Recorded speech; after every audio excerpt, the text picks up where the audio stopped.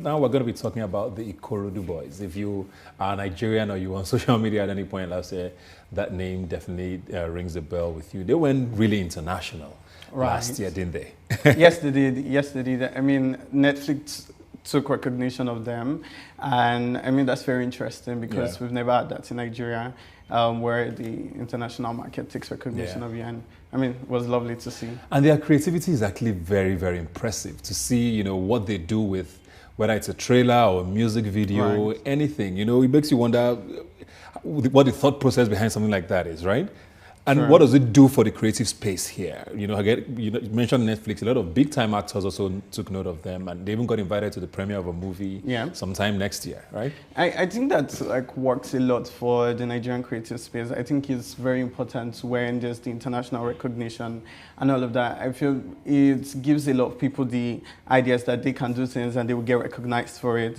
And it doesn't really matter what sort of content they're creating and if they're using professional cameras or they're using what they have available at home. And so that pushes other people to push beyond the boundaries and, you know, just create your content. You never know who's looking at it and you never know who wants to see that type of content. And I think that's very interesting for the Nigerian creative space. And, yeah, I mean, 2020 was a very big year for for Gen Zs, if I may say that. You know?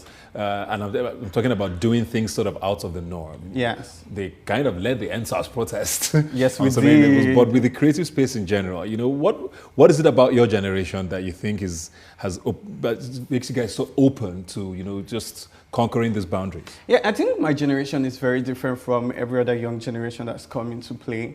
We're very focused on humanity and making the world a better place for everybody in terms of acceptance and representation. We're very focused with social change and social responsibility and looking forward to things like climate change and all of that. So we're just trying to make the world a better place for everybody to exist in and stay in. And so whether you're plus size, whether you look this way or that way, it doesn't really matter to anybody. We're you're human and that's what matters. Interesting. Before we go now, there's been two sides to the Ikorodu Bois conversation. You know, people have said, oh, why don't they go into movies? You know, Nollywood needs to take notice of these people and make them actual movie stars. Then there's another debate that says, oh, leave them where they are. They're growing. They're doing something completely different and unique, and there's something there that they could, you know, sort of exploit. Where do you think they stand, and what do you think they should be doing in 2021?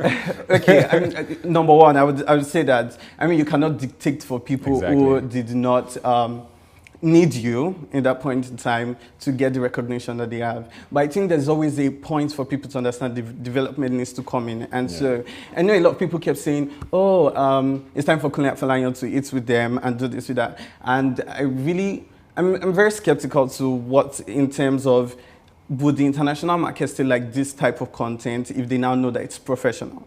But you also understand that you want to develop. You don't want to stay at the same level forever. And you don't want people to get tired of your type of content. And so you want to move to a certain level where you're like, oh, this is good and this is professional to a certain extent. Looking forward to all the things they have to achieve in 2021. I am too. Thank you. This 12 Days of Christmas on Robin Minds is brought to you by Knorr and Lipton.